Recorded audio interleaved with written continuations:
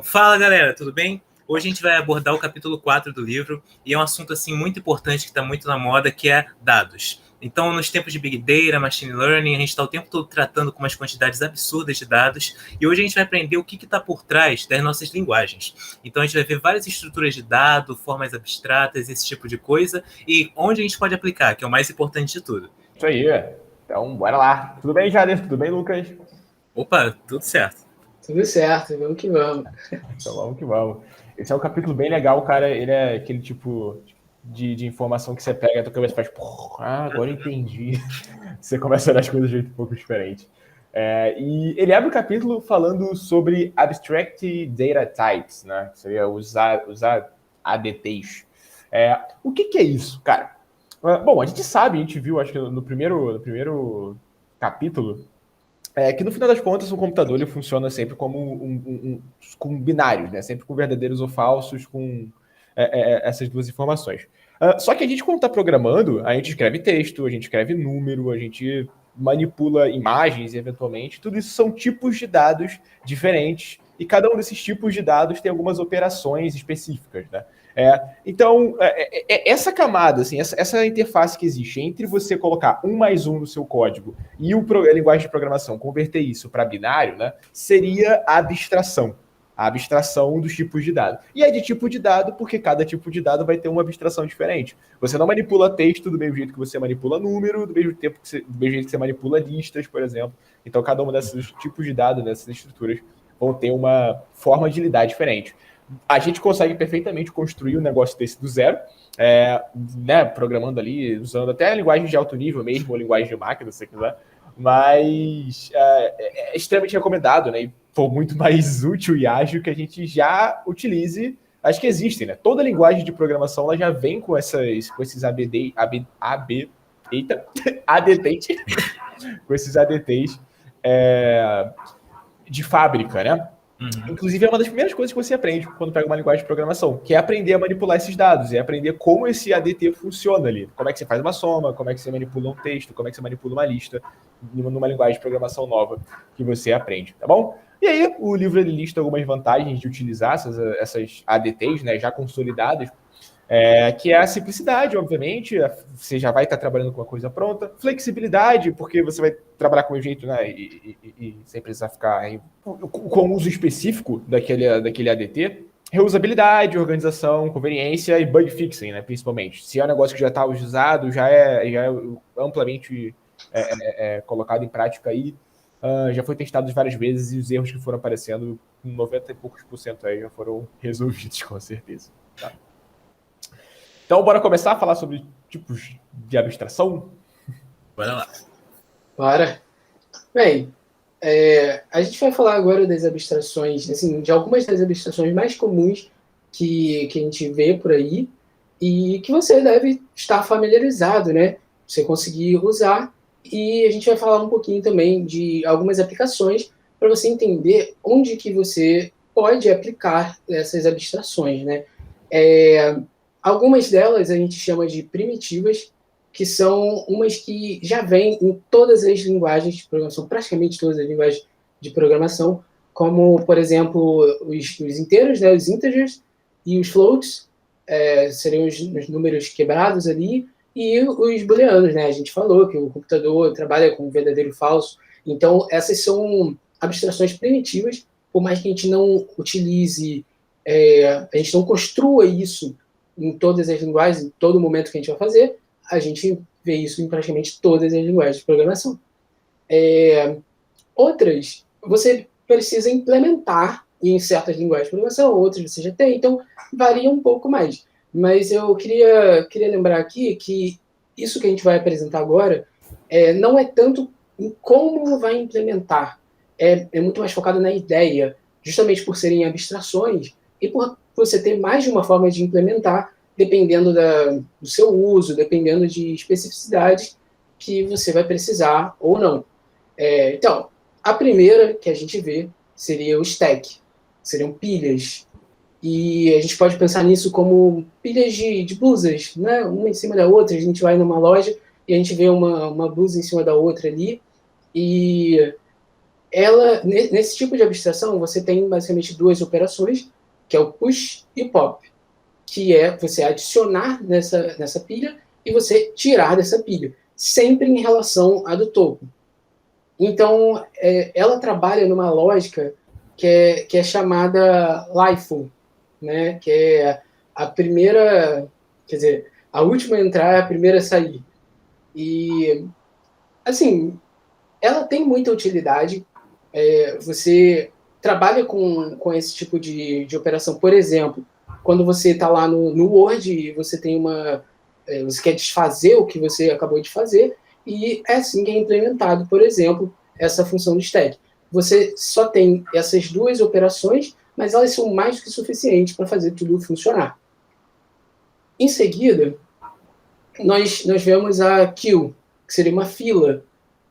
Então, ainda no exemplo das roupas, né, seria, por exemplo, um cabide das roupas, que você tem sequencialmente as suas blusas, e ela funciona com duas operações, que é enqueue e dequeue, que é você adicionar essa fila e tirar dessa fila, sendo que você sempre adiciona atrás, você sempre adiciona por último e tira da frente. Então, ela é uma lógica FIFO, né, que é a primeira a entrar, é a primeira também a sair. E você consegue pensar, por exemplo, num serviço de atendimento, quando você quer implementar uma pizzaria ali, você está querendo a ordem dos serviços, né? Então, é interessante que é justo que a primeira pessoa que entrou na fila receba a pizza primeiro, né? Por exemplo, nós temos outras aplicações, né? Bem, pensando agora também nesse exemplo das blusas, qual que seria, pense aí comigo, qual que seria a melhor implementação se você quer, qual seria o melhor modo de dispor suas blusas se você quer se arrumar rápido e você não quer repetir a mesma blusa todo dia. Todo dia você acorda e você vai pegar uma blusa. Você prefere que ela esteja no topo de uma pilha ou sempre numa ordem de um cabide? A resposta é que você prefere que ela esteja num cabide.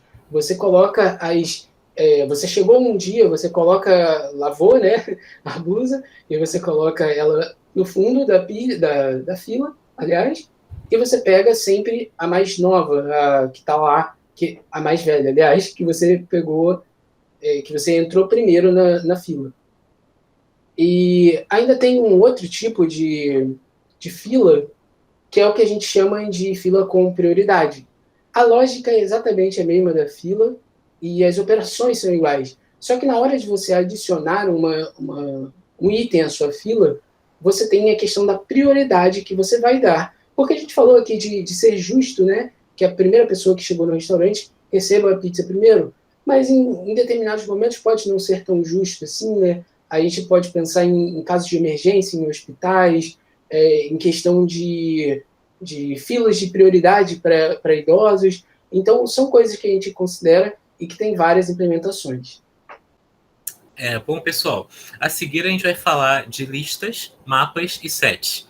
Bom, eu vou primeiro fazer uma pequena introdução do que é e quais as operações, depois eu vou mostrar um exemplo que meio que engloba tudo isso, porque foi um desafio que eu tive que resolver. Então, vamos lá. A lista, ela é uma coisa assim, é uma abstração que a gente está muito acostumado, porque todo mundo já trabalhou algum dia, todo mundo que mexe com Python, principalmente, já trabalhou algum dia com uma lista, é algo que é natural. E por que a gente mexe tanto com as listas? Por causa da flexibilidade. A gente pode adicionar um item na posição que a gente quer, remover, pegar esse item de volta. Você pode organizar a lista de certa forma, partir a lista em um certo lugar, trocar a ordem da lista. Quer dizer, é uma ferramenta assim mega flexível. Se você precisa fazer várias operações diferentes, você bota na lista. E dentro da lista, você tem um subset dessa lista, que são as listas que são chamadas sorted list. O que seria isso? É uma lista que cada vez que você coloca um item nela, ele vai estar numa ordem específica. Aí você vai pensar, pô, Lucas, você acabou de falar que a lista ela é super flexível, é por isso que a gente usa muito ela. Por que vai querer uma lista que ela é mais engessada? Vou mostrar um exemplo para vocês que é bem legal.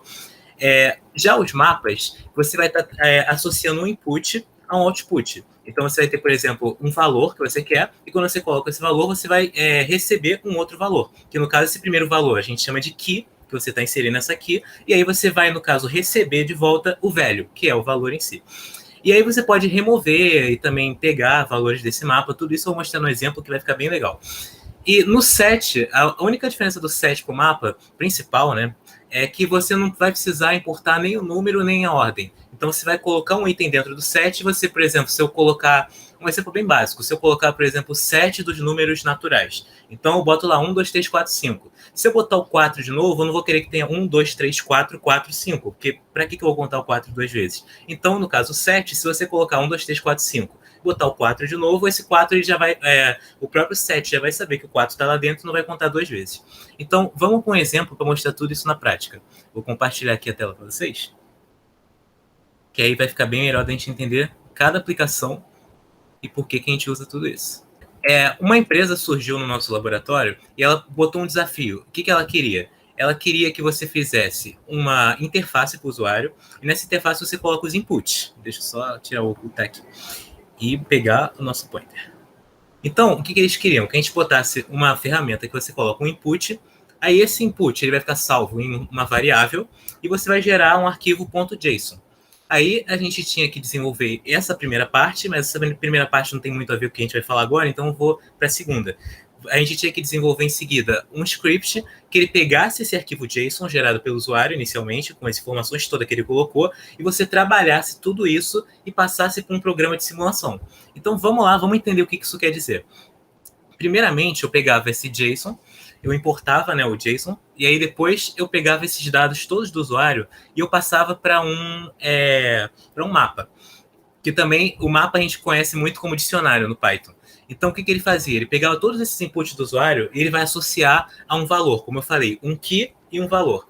Então, um exemplo aqui bem básico. O usuário ele tinha a opção de botar, por exemplo, líquido, água, óleo, álcool, esse tipo de coisa. Então, se o usuário colocasse água, ele ia associar vários parâmetros a essa água. Por exemplo, se fosse água, ele ia ter a massa molar da água, que ia ser o key, e o valor, 18.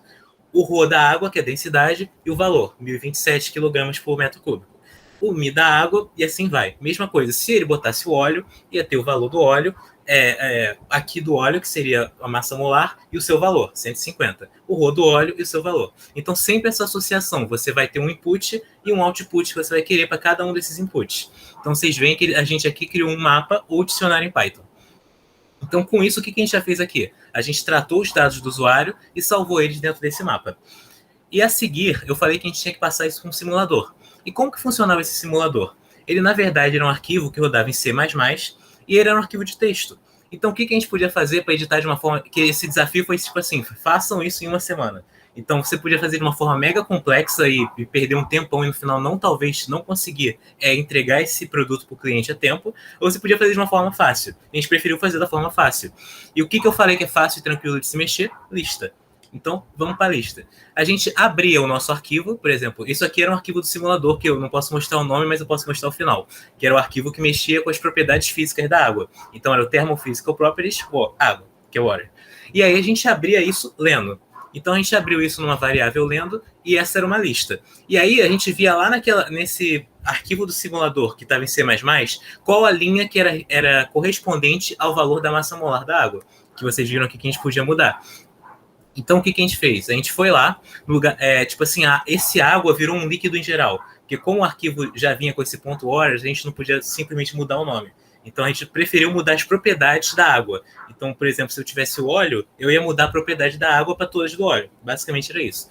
Então, o que ele fazia? Ele abria esse arquivo do C++, com uma lista, e aí ele mudava os itens dessa lista. Por exemplo, como a gente viu, a lista era muito flexível, então podia pegar a linha 32 dessa lista, que no caso passou a ser um item da lista, era a linha do código e passou a ser um item da lista. Então, era o item 32, que era da massa molar, e a gente substituía pela nossa variável do nosso mapa, que a gente tinha aqui, que era a massa molar, e o seu valor, 18. Então, com isso, lá na linha do código, a gente ia substituir isso por esse 18 que a gente queria incluir. Mesma coisa para os outros. Na linha 37, a gente achava o ρ. A gente pegava o valor do ρ, lá do nosso mapa, e colocava na nossa lista, que é bem flexível. E aí, a mesma coisa para o mu, e assim vai.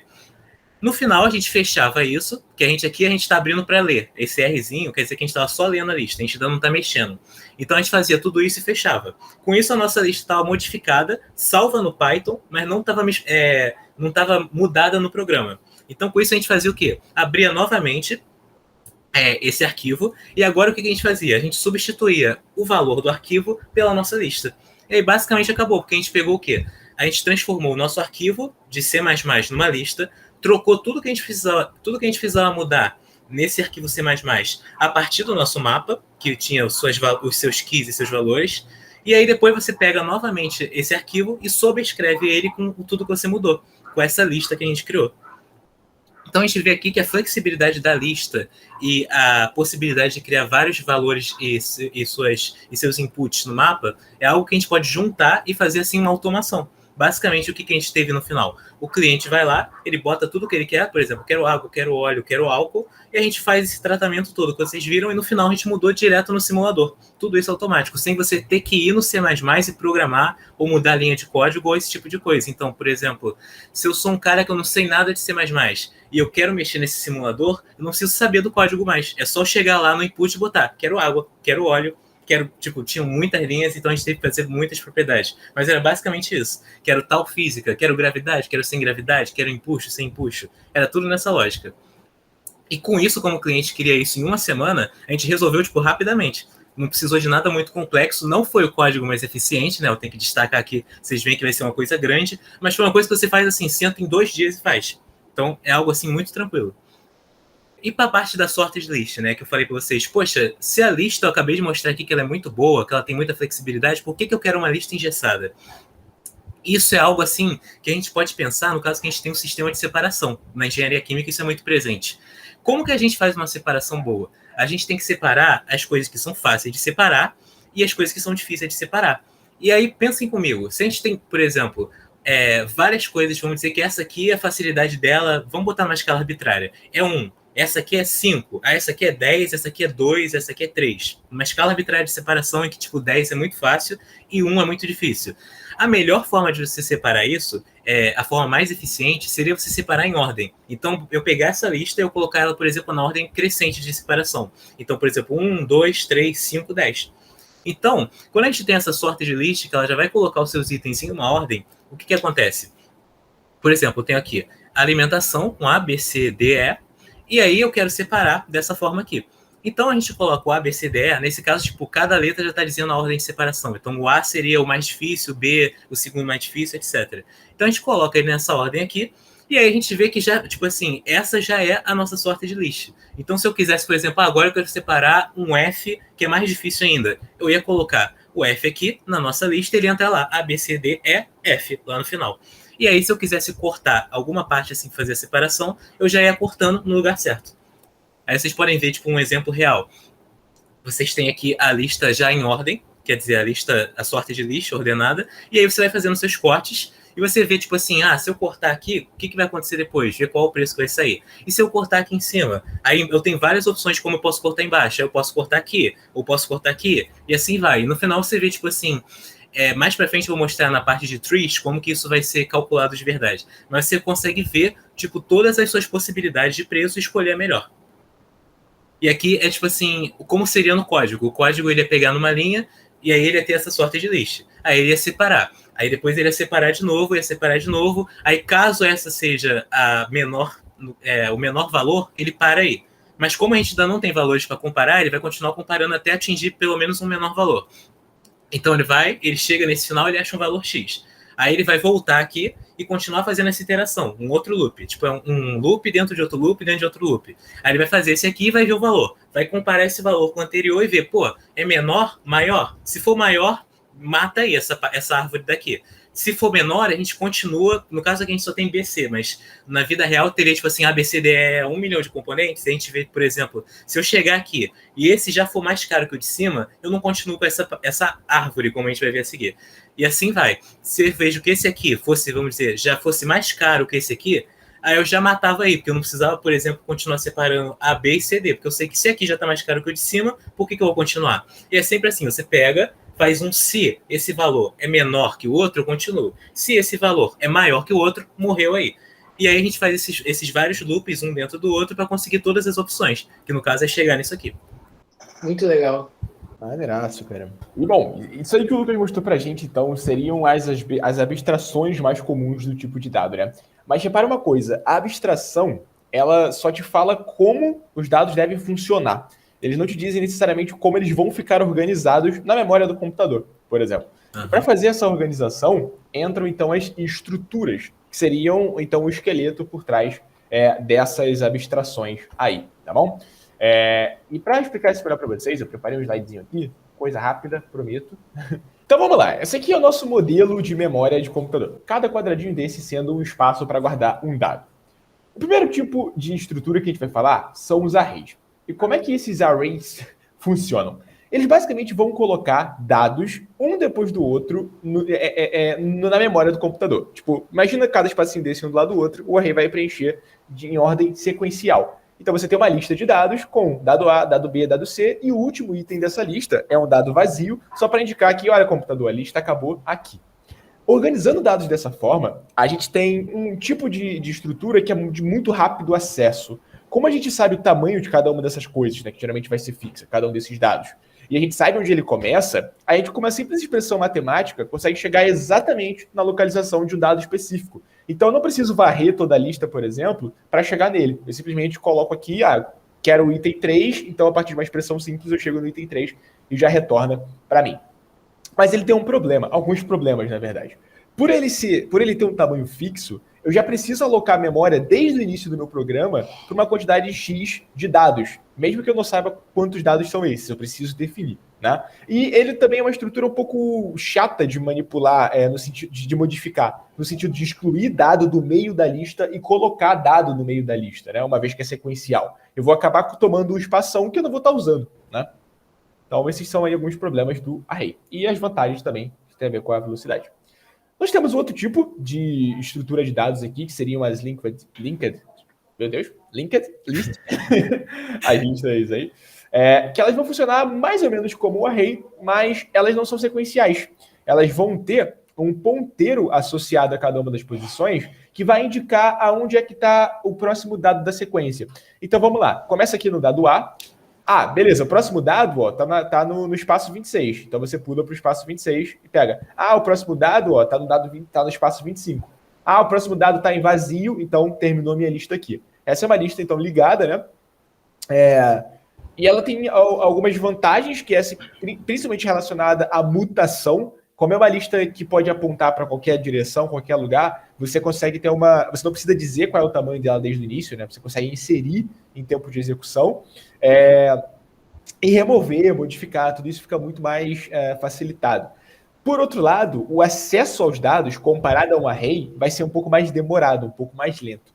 Porque o array vai precisamente na posição. Esse tipo de lista aqui precisa varrer a lista inteira. Se eu quiser um dado do meio da lista, eu preciso começar por essa, para ir para essa, para depois ir para essa e aí achar o que eu quero. Sempre tem que começar do início, né? Porque elas estão sempre baseadas nesses ponteiros que estão associados a cada uma das posições, tá? Aqui também tem outro problema, que a modificação, o deletar no meio da lista, fica um pouco complicado, porque eu nunca vou saber qual é o item que está antes de mim. Eu sempre sei o que vem depois, mas o que vem antes não. E às vezes, para inserir no meio aqui desses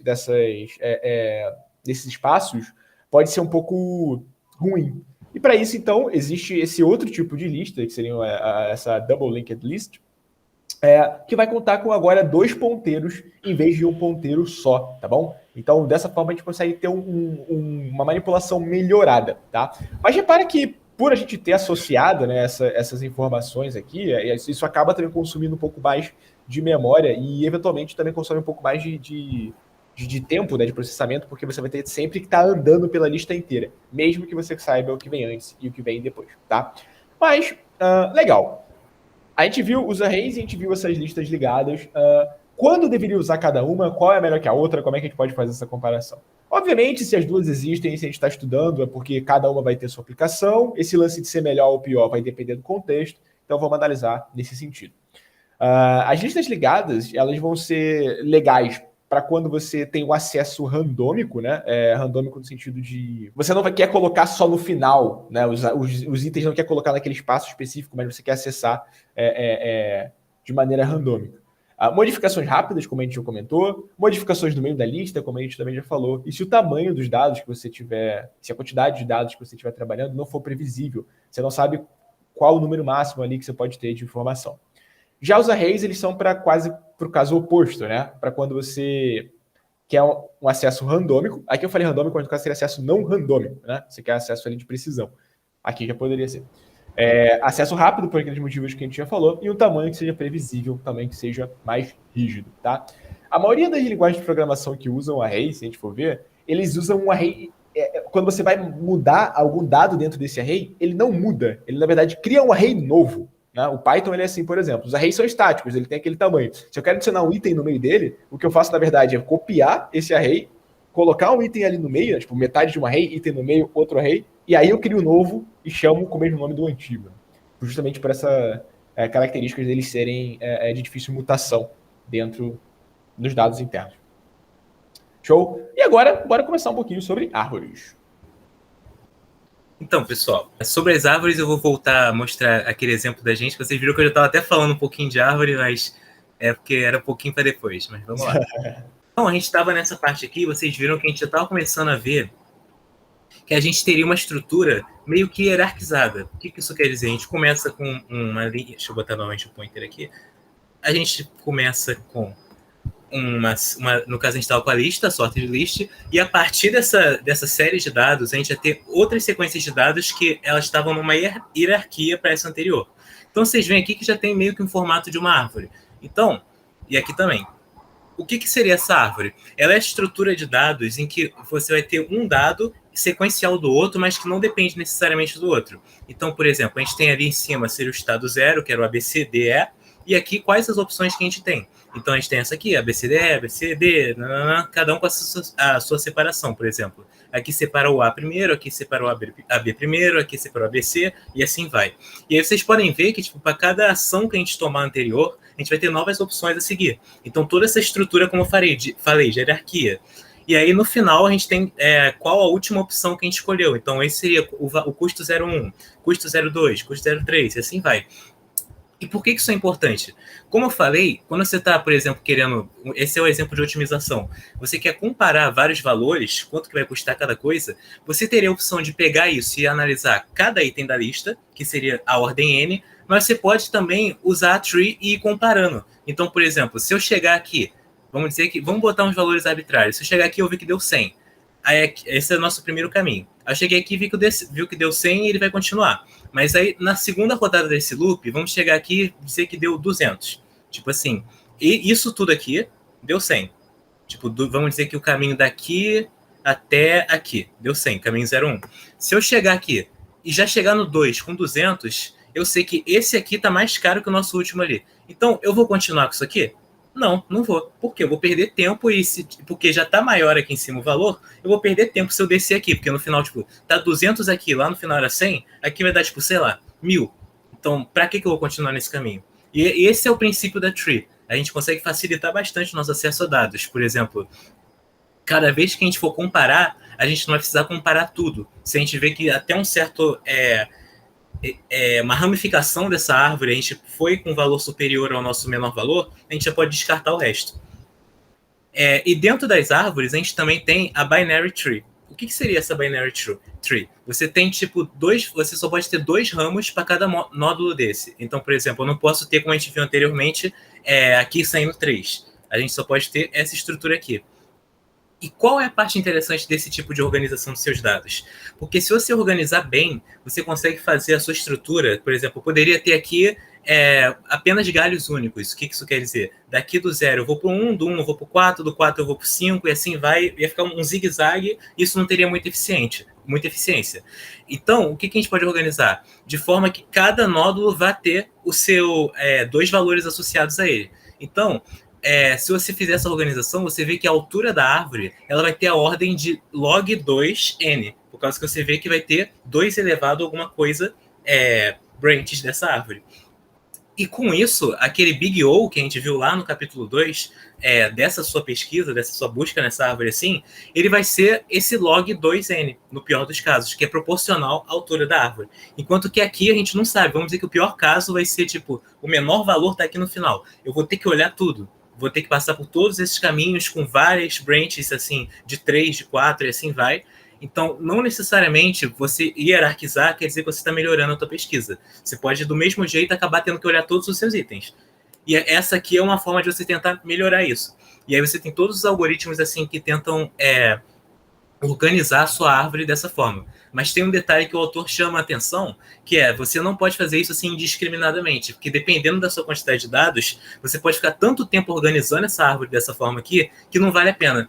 Então, por exemplo, ele fala que tem bases de dados que se organizam assim, e que só a cada, sei lá, X período de tempo que ele bota para fazer essa recompilação e ela se organizar nessa ordem de log 2n. Por causa que ele diz que às vezes demora tanto, mas tanto, que você tem tanto branch, tanto negócio, que não vale a pena você ficar fazendo isso. E dentro disso também tem uma outra subdivisão que ele chama de binary heap.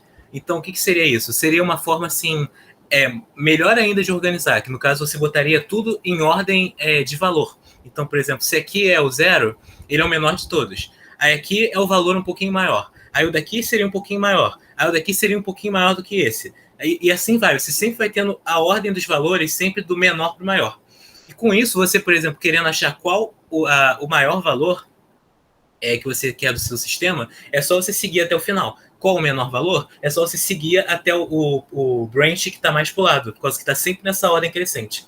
E, novamente, tem esse problema. Vocês imaginam, se para organizar a árvore em binário já pode demorar um pouquinho, dependendo de quantos dados você está tratando, se você for organizar isso aqui nessa ordem crescente, você está inserindo muitos dados um atrás do outro, o negócio vai ser, assim, absurdo de organizar. Então, esse é um método, assim, que você fazendo ele, você obtém na hora, você já, tipo assim, eu quero saber qual o maior. Ele vai lá, faz, chega no final, acabou. Qual o menor? Ele vai lá, acha o branch final, acabou. Mas, ao mesmo tempo, não é tão fácil assim, porque tem que ter toda essa organização dos dados antes. Então, não é, minha árvore vai estar lá pronta para mim nessa ordem. Não, ela vai ter que ser organizada de alguma forma e você está inserindo dados. Então, a não ser que você já insira tudo em ordem crescente, por exemplo, se você tiver, agora eu descobri um novo processo de separação, aí eu vou adicionar aqui. E aí, se você for adicionar isso, ele vai ter que reorganizar essa ordem crescente toda. Então, toda essa recompilação. Então, realmente, você tem que ponderar se vale a pena ou não fazer essas modificações. A partir da sua árvore inicial para essas que eu falei, que é a binária e essa binária em ordem. Muito interessante, né? Por último, a gente vai ver as chamadas hash tables, ou tabelas de dispersão, vamos dizer assim. Ela é uma estrutura muito interessante para guardar dados, porque é como se ela misturasse o melhor dos dois mundos. Para você achar itens nela, você tem um Big O praticamente constante, ou seja, Big O de 1. Então, isso assim, o cenário ideal, né? E o que acontece é que ela mistura um pouco do array, que a gente viu antes, com as listas ligadas, né? Linked lists, que a gente também viu aí. Mas tem uma ressalva, né? Porque o Lucas falou da questão de ordenação, e a hash table, ela também, assim, ela é interessante para quando você não está ligando muito para a ordenação dos dados. Isso porque não é que não dê para utilizar desse jeito, mas quando você utiliza desse jeito e você precisa ordenar sempre os dados que estão guardados, para você procurar, o Big O se aproxima de um Big O de N. Então, a utilidade dela acaba, né, perde um pouco a função. Então, se você não está se preocupando muito em ordenação, ela é ótima. O que a gente precisa para montar essa nossa tabela? A tabela em si, a gente pode pensar como várias caixas, onde a gente vai guardar uma série de informações. Então, a gente precisa, para isso, a gente precisa de um lugar para guardar essas informações, que a gente chama de array, e a gente precisa também de uma função hash. A hash function, que, basicamente, eu vou entrar mais em detalhes daqui a pouco, mas ela pega o dado que você quer guardar, ou pesquisar, né? A gente vai ver, o dado que você quer guardar, e ela faz alguma conta, e ela retorna um valor inteiro não negativo, que é o que a gente chama de código hash. E isso é como se fosse o número da caixa onde a gente vai guardar essa informação. Bem, uma boa função hash, ela é o que a gente chama de determinística, ou seja, toda vez que você passar um mesmo dado por essa função, ela pode ser 10 vezes, 10 mil vezes, 1 milhão de vezes, ela vai dar o mesmo resultado. E, além disso, é muito interessante que inputs parecidos tenham resultados diferentes desse hash code por questões de segurança, né? Porque fica muito difícil de alguém descobrir onde que está guardado cada coisa, então segurança assim é muito melhor.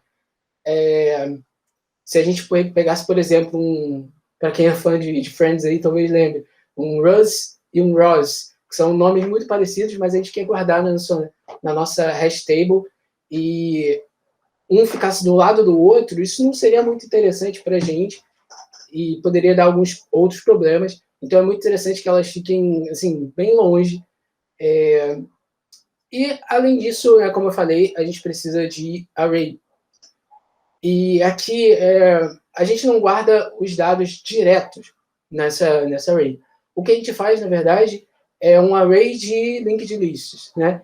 Porque o que pode acontecer com essa função hash, que não é um erro dela, mas por conta do modelo matemático utilizado, você pode ter diferentes inputs dando o mesmo valor. Então, guardaria na mesma caixa. E quando isso acontece, é o que a gente chama de colisão. E aí tem alguns modos de resolver isso. Você poderia sempre procurar a próxima caixa vazia, só que esse não é um modo mais adequado, porque depois de um tempo as caixas vazias vão começar a ficar muito longe e você perde a eficiência da função hash que eu falei, né? Ela é muito boa por ser muito rápida. Então, o que a gente faz é que a gente cria umas linked lists e a gente faz através dos pointers, né? Vamos dizer que a gente tem Ana e Maria dando o mesmo valor 6, que é a caixa que a gente vai guardar. Bem, a gente tem que guardar esses dois valores, porque pensando que a gente quer guardar esses dois valores, já que a gente está passando esses dois valores para a função, né? A gente tem que guardar isso nessa mesma caixa. E aí o que a gente faz é que essa caixa número 6 aponta para um nodo, né, da Ana, que aponta para o nodo da Maria, e por aí vai. E dessa forma, você consegue, mesmo que você tenha que procurar na caixa 6, você quer procurar, e para procurar, como a gente faz? A gente passa esse mesmo nome por essa mesma função, e como eu falei, ela é determinística, então vai dar o mesmo valor. Então, vamos dizer, eu estou querendo procurar o nome Maria, e eu sei que ele está na lista, porque eu adicionei antes, então deu o valor 6. Quando der o valor 6, ele vai procurar na caixa 6. Então, vamos dizer que lá tenha Ana e Maria, eu estou procurando Maria, então ele vai olhar. Primeiro vai passar pelo Ana, depois vai passar pelo Maria. Bem, não é constante, mas ele se aproxima da constância do Big O de 1, porque é muito mais rápido você procurar entre alguns itens que estão na mesma caixa, né? Estão no mesmo bucket, do que em todo o array, em toda a nossa hash table. Eu vou mostrar para vocês um pouco de um código que eu fiz, vou compartilhar aqui com vocês. Bem, apesar de a gente ter falado que o map, né, no Python era o dicionário, o equivalente ali, a gente também pode usar a hash table para criar um dicionário, e foi isso que eu fiz, a implementação de um dicionário. Aí vocês veem, né? Isso aqui está em C nada é dado de graça, diferentemente do Python. Então, se você começou a aprender pelo Python, seja grato, porque você não tem que fazer muitas coisas. Aqui, a gente está criando um tipo de estrutura que aponta, né? É o que a gente usa nas listas ligadas, que basicamente ela tem a informação que a gente quer e uma cabeça ali que vai apontar para o outro. Isso aqui é a implementação do dicionário. Aqui embaixo, a gente tem a função hash em si. Eu falei de uma boa função hash, mas eu não cheguei a falar para vocês que as funções REST, elas são difíceis de serem feitas, e elas são muitas vezes consideradas até uma arte para quem faz. Então, muitas vezes a gente não vai fazer isso, a gente não precisa fazer isso, e o que a gente precisa é fazer uma atribuição de crédito, né? Porque tem várias boas funções na internet, e essa daqui é uma que eu achei, por exemplo, ela faz alguma conta, né? Conforme eu falei para vocês, ela está pegando o valor que foi inicializado ali, multiplicando por 37 e somando com o valor ASCII, né? Que seria o número que o computador entende para cada letra, né? Então, essa é a conta que essa função está fazendo, mas ela não é a única. E depois a gente divide aqui, pega o resto do tamanho pega o resto da divisão pelo tamanho da hash table que a gente criou, porque a gente precisa guardar isso numa caixa que esteja disponível, né? Não tem como a gente ter... aqui a gente tem 20 mil caixas, não adianta o meu código hash dar 25 mil, porque a gente não vai ter onde guardar. E isso a gente também define, porque, como a gente viu, né, na outra semana, acredito que na semana 2, no computador a gente tem trocas. Então, quanto mais tabelas, quanto mais caixas, aliás, mais memória a gente gasta. Porém, a gente tem, provavelmente, menos elementos nas mesmas caixas. Isso significa que o tempo de achar os dados que a gente está procurando vai ser cada vez mais rápido. Só que isso tem o custo da memória.